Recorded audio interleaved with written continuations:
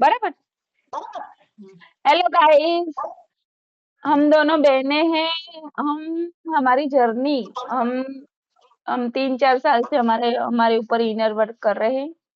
हम पहले इतना इतना ज्यादा क्लोज नहीं थे, लेकिन अभी 3-4 साल से हम लोग बहुत क्लोज हो गए और हम लोगों ने बहुत कुछ हील किया, अपने ऊपर बहुत कुछ काम किया। तो हम हमारे एक्सपीरियंस से ही बता रहे हैं कि अ, हमारे जो सराउंडर, हम जो चाह रहे हैं, हम सभी लोग कुछ ना कुछ तो चाह रहे हैं। पता नहीं क्या चाह रहे हैं, लेकिन कुछ ना कुछ तो हमें चाहिए। ये सब माया है, प्रकृति है। प्रकृति में से हमको क्या चाहिए, वो अगर क्लियरिटी अगर मिले,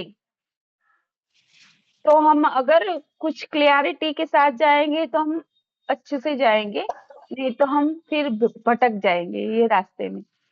तो अभी हम लोग, ये टॉपिक है हमारे लिए, हमारे पास हैप्पीनेस, कि सभी लोग हैं, उसको अपनी हैप्पीनेस को आइडेंटिफाई करना पड़ेगा कि हमें कौन सी चीज है, कौन सी वस्तु है जो हमें हैप्पीनेस देती है।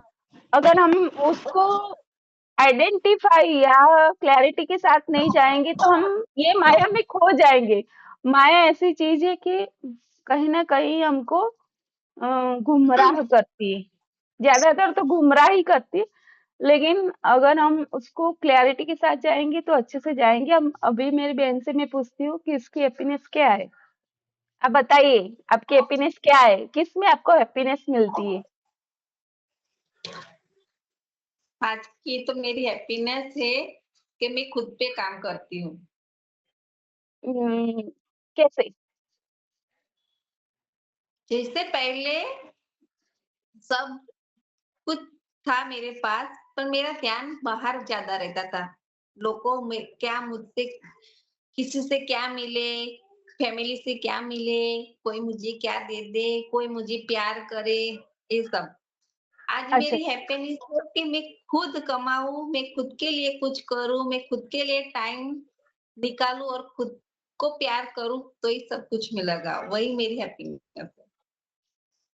अच्छा। तो इनका कहना है कि उनकी हैप्पीनेस बाहर की दुनिया में ज्यादा थी, और मेरी हैप्पीनेस थी वो, मैं ऐसा बोलूंगी कि मेरी हैप्पीनेस थी वो मेरी फैमिली के मेंबर के अराउंडर या चारों ओर घूम रही थी। मैं हैप्पीनेस, मैं हूँ हैप्पी कि नहीं हूँ ये मुझे पता नहीं था, लेकिन वो हैप्पी है तो मैं हैप्पी हूँ। मेरा हैप्पीनेस का ऐसा था पहले। लेकिन जब लाइफ का वो टर्निंग पॉइंट आया, जब मेरी मम्मी का डेथ हो गया, उसके बाद मुझे समझ में आया कि ये सब तो माया है। अगर हम है नहीं है किसी को कुछ फर्क नहीं पड़ता। हम जो ऐसे फैमिली के लिए बिछ जाते हैं, ऐसे पूरा का पूरा अपना अस्तित्व ही खो देते। तो मुझे तभी समझ में आया ये सभी माया है। ये माया को, माया में तो रहना है, लेकिन माया के साथ डील कैसे करना है, वो मुझे थोड़ा थोड़ा क्लियरिटी उसके बाद आने लगा। उसके बाद में फिर नहीं, मैं अपने अपने आप को भी रखना मैंने स्टार्ट किया कि हाँ, फैमिली तो है लेकिन मैं भी तो हूँ, मैं भी तो कुछ हूँ। ये मैं है, ये दुखी है, ये बोल रहा है कि मैं हूँ, तो ये मैं कौन है? तभी उसी टाइम उसी समय मेरे अंदर क्लिक हुआ कि ये मैं, मेरे अंदर कोई बोल रहा है मैं। देखिए सभी लोग तो है बाहर, बच्चे हैं, पति है, माँ बाप है, भाई बहन है, लेकिन और एक आवाज अंदर से आ रही थी, मैं, मेरे अंदर से एक और आवाज आ रही थी कि मैं भी हूँ। वो कौन है, उसको आइडेंटिफाई करने का फर्स्ट फर्स्ट टाइम मेरे अंदर वो आया कि ये मेरे को तो जानना ही पड़ेगा कि ये मैं बोल रहा है कि मैं दुखी हूँ, तो वो कौन है जो दुखी है, मुझे उसको ढूंढना है। और हमारी भगवत गीता में अभी मैं जो आचार्य प्रसाद की वीडियो सुन रही हूँ, उन्होंने मैंने 2 साल अपने आप के ऊपर इनर वर्क किया, उसके बाद आचार्य प्रसाद मेरे जीवन में आए। और वो भी यही बोल रहे हैं कि अगर दुख को डील करना है तो कर्म को नहीं, कर्ता को देखो कि ये मैं जो बोल रहा है कि मैं दुखी हूँ, ये मैं कौन है। उसको अपने अंदर के मैं को देखो कि मैं कौन है। उसके बाद हम्म डायरेक्ट उसके साथ ही डील करो कि भाई तुझे दुख है तो किस चीज का दुख है, क्यों दुखी है भाई, तुझे चाहिए क्या, तेरी खुशी किसमें है, उससे बात करो, अपने आप से बात करो, तभी पता चलेगा कि ऐसे तो अ, इतना इजी नहीं है, क्योंकि हम चारों ओर से हम उलझे हुए, चारों ओर से उलझे हुए। स्टार्टिंग में तो ऐसे बहुत रोना ही आता है कि पता ही नहीं चल रहा कि दुखी तो है, लेकिन बहुत जैसे क्या बोल सकते हैं। आपका क्या है बोलना है इसके बारे में वनीता मैडम? माया। हाँ, माया तो है, हम्म माया तो है, चारों ओर माया ही माया है। मैं तो यही बोलना चाहूंगी, टाइम टू टाइम जो चीज मिली वो अच्छी थी। जैसे दुख भी अच्छा था तो भी अभी सही टाइम आया है ना। हाँ, वो तो है। हाँ, जब पता चला, मुझे तो अब किसी में बुराई नहीं दिखती, कब के जो भी किसी ने जो भी मेरे लिए किया वो मेरे भलाई के लिए ही किया है। हाँ, वो तो है। जब आगे बढ़ना हो तो बच्चा डर रहा होता है, पीछे से कोई धक्का देगा तो वही पता चलेगा बच्चा कैसे आगे जाएगा। हाँ, जैसे हुँ, परिंदा होता है, पाँख आ जाती है पर वो जल्दी उड़ेगा नहीं, पीछे से कोई धक्का देगा तब उसको पता चलेगा कि नहीं मेरी पाँख आई है, मैं उड़ सकता हूँ। इस तरह दुख देने वाला भी वही होता है। वो वो मुझे हुँ, पता। हाँ, मैं सबका यहाँ पे एक कहने का बात मतलब है। हाँ, मैं यहाँ पे एक बात बोलना चाहती हूँ कि सभी के जीवन में दुःख तो है, लेकिन वो दुःख है कि नहीं है, वो हमें पता ही नहीं चलता। मैं जैसे मुझे बहुत सारे लोग बोलते थे कि भई आप पढ़े लिखे हो, लेकिन ऐसे जी रहे हो, पता ही नहीं चल रहा कि आपने ग्रेजुएशन किए, आप ऐसे जी रहे हो जैसे आपको तो कुछ भी नहीं पढ़े हो। तो मैं बोलती हम्म कि क्या फ़र्क पड़ता है? मैं ऐसा बोल रही थी, मैं ऐसा सोच रही थी कि क्या फ़र्क पड़ रहा है? मैं खुश हूँ, मेरी फैमिली खुश है। ये मेरा बहुत बड़ा भ्रम था कि मैं खुश हूँ। अगर वो हम्म सच्चाई होती, तो अंदर से वो 3-4 साल पहले वाला मैं जो बोलने लगा कि मैं दुखी हूँ, वो कौन था? वो जब कोई हमें सच्चाई देने आता है ना, तो हम तुरंत उसको हमारा जो अहंकार है, हमारा जो ईगो है, वो हमें पहले ना ही बोलेगा। वो ऐसे बोलेगा, नहीं जनाब, आपको ऐसा लगता है, मैं तो खुशी हूँ। ये हमारा सब लोगों का होता है। तो हम्म रियलाइज करने में हमको टाइम हो जाता है, टाइम लग जाता है। अगर कोई गुरु है, कोई ज्ञानी है, अगर हमें ज्ञान देने आता है, तो हम उसको पहले नहीं पचा पाते, हमको बहुत टाइम बाद रियलाइज होता है, यानी रियलाइजिंग में भी टाइम लगता है। जैसे मैंने मेरे गुरुजी का फर्स्ट वीडियो देखा, तो उनको देख के मुझे लगा ऐसा कि ये क्या बोल रहे हैं, अनाप शनाप बोल रहे हैं, हमारे सब देवी देवता के बारे में क्या बोल रहे हैं कुछ कि अगर ये कर सकते हैं तो आप भी कर सकते हो। ओ माय गॉड, इतना बड़ा स्टेटमेंट कोई कैसे दे सकता है कि आप भी भगवान बन सकते हो? उन्होंने तो ऐसे ही बोल दिया। ब्रह्म ऋषि पितामह पत्री जी, उनके साथ मैंने 3-4 साल पहले का वीडियो था, मैंने सुना था, उन्होंने बोला था कि आप सभी लोग भगवान हो। तो मैं बोली, इनको कुछ हो गया लगता है। मैं अंदर अंदर सोच रही हूँ, तो ये ऐसा बोल रहे हैं कि आप भगवान हो। अरे यार, मैंने तो पहले मिरर में जाके देखा कि मैं भगवान हूँ। सच में मैं भगवान सच में मैं भगवान हूँ। तो मैंने भगवान से ही डायरेक्ट क्वेश्चन किया कि मैं सच में भगवान हूँ, तो मैं दुखी क्यों हूँ? मैं दुखी क्यों हूँ? भगवान हाँ। अगर भगवान है तो मुझे दुख क्यों दे रहा है? बहुत सारे पैसे क्यों नहीं देता? बहुत सारी खुशी क्यों नहीं देता?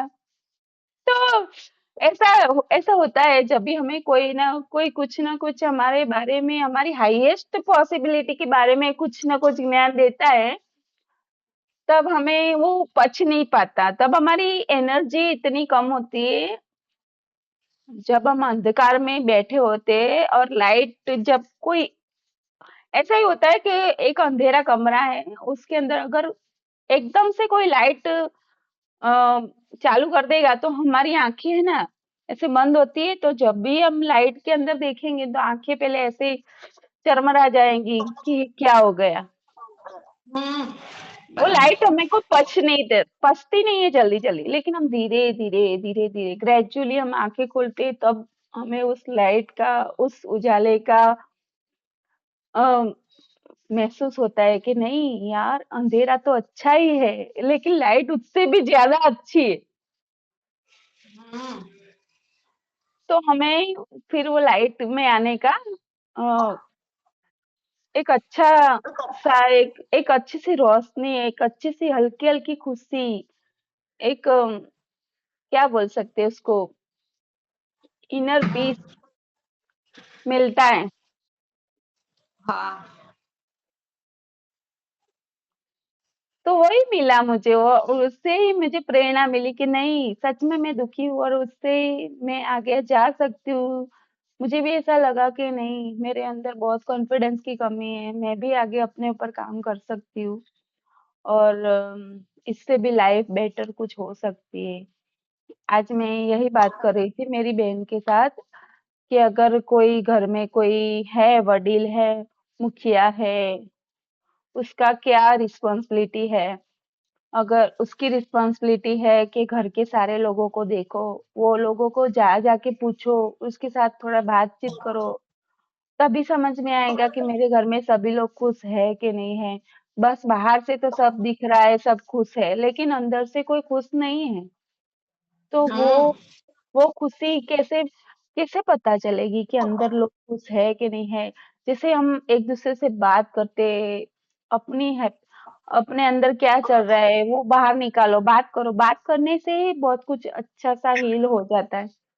तो मैंने यही बात की कि हमारे अंदर जो मर्यादा, वो जो शर्म सिखाई जाती है बचपन से कि नहीं, ऐसे वडील से प्रश्न नहीं पूछ सकते, ऐसे बात नहीं कर सकते, ऐसे एक होता है इंडियन फैमिली में, एक दायरा बना के हम लोग चलते हैं।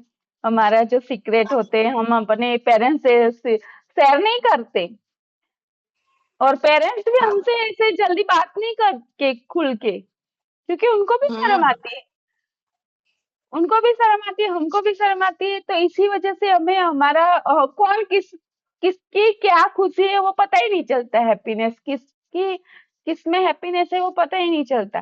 सब दौड़ रहे हैं तो हैप्पीनेस के लिए ही दौड़ रहे हैं, लेकिन बात ही नहीं करते। कम्युनिकेशन बहुत कम है हमारे अंदर।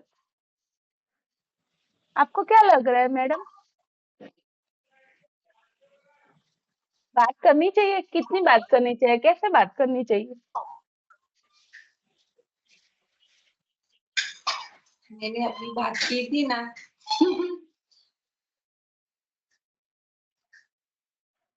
बीजो वीडियो बनाई तो जैसे मैं यहाँ पे मेरा एक्सपीरियंस शेयर करती हूँ। मम्मी के गुजर जाने के बाद मुझे सब बहुत टाइम के बाद मुझे ऐसा पता चला, अरे वाह मैं इतना सारा प्यार करती हूँ मेरी मम्मी को, इतना सारा याद करती हूँ। जैसे 6 महीने तो मुझे ऐसे ऐसे आंसू बह रहे, और तभी रियलाइज हुआ कि अरे बाप रे, मैं इतना सारा प्यार करती हूँ मम्मी को, तो मैंने कभी बताया क्यों नहीं कि mummy I love you. Mummy मैं तुझे बहुत प्यार करती हूँ, और तुझे यानी सब तरह की खुशी दे सकती हूँ, तेरे लिए कुछ भी कर सकती हूँ मैं। इतना फीलिंग मेरे को अंदर से स्ट्रांग फीलिंग आ रहा था, लेकिन मुझे ये रिग्रेट भी हो रहा था कि मैंने मम्मी को कभी बताया क्यों नहीं।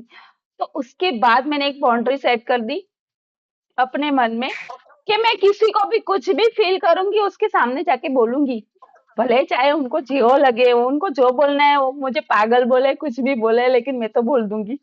मैं मेरे मेरे अंदर कुछ नहीं रखूंगी, मैं तो बोल दूंगी। तो इस ऐसे ही मैंने फर्स्ट टाइम मेरे पापा को आई लव यू बोला, या जाके मैंने उनको हग कर दिया, और बोला पप्पा मैं आ गई। और उनको आई लव यू भी बोल दिया। तो पहले पहले तो मेरे हस्बैंड को मेरी लड़की है ना, छोटी वाली, वो उसको बहुत अजीब लगा। मैंने लगने दो, जिसको जो लगना है लगने दो, लेकिन मैं मेरी फीलिंग को अंदर से नहीं दबाऊंगी, मैं एक्सप्रेस ही कर दूंगी। फिर उसके 2 महीने बाद, 4 महीने बाद पापा ने फोन किया, जब फादर डे था, तब पापा ने भी सामने से मुझे hello, happy happy father's day. પછી मैंने भी हैप्पी फादर्स डे बोला, फिर उन्होंने मुझे आई लव यू बोला। फिर मैं बोले अच्छा, देखो जब अपने शेयर करते हैं ना, तो अपने भी हमसे शेयर करते हैं। हम्म। यही है, यही है, हमें एक्सप्रेस करना कभी सिखाया ही नहीं, तो किसी ना किसी को स्टार्ट करना ही पड़ेगा। ऐसे ही मैं है ना, हमारे मेरे अंदर जो भी चलता है मैं जल्दी जल्दी एक्सप्रेस ही कर देती हूँ। कभी भी हंसी भी आती है तो जोर से हंसती हूँ, रोना भी आता है तो जोर से रोती हूँ। जिसको जो बोलना है, जो कहना है कहे, अंदर कुछ नहीं रखने का, सब बाहर निकाल देने का। ये सबसे बड़ी हैप्पीनेस यही है। हम्म। लोग क्या कहते हैं, उसको मारो गोली, अपने अंदर झांको, अपने अंदर जो फील हो रहा है वो एक्सप्रेस कर डालो, फिर जो होगा वो देखा जाएगा। ऐसे ही रहो मेरे हम्म। जैसे। यही है मेरी हैप्पीनेस। अब हम यहाँ पे कंक्लूड करते। ठीक है, बाय बाय। आप भी बताना फिर आपका हैप्पीनेस।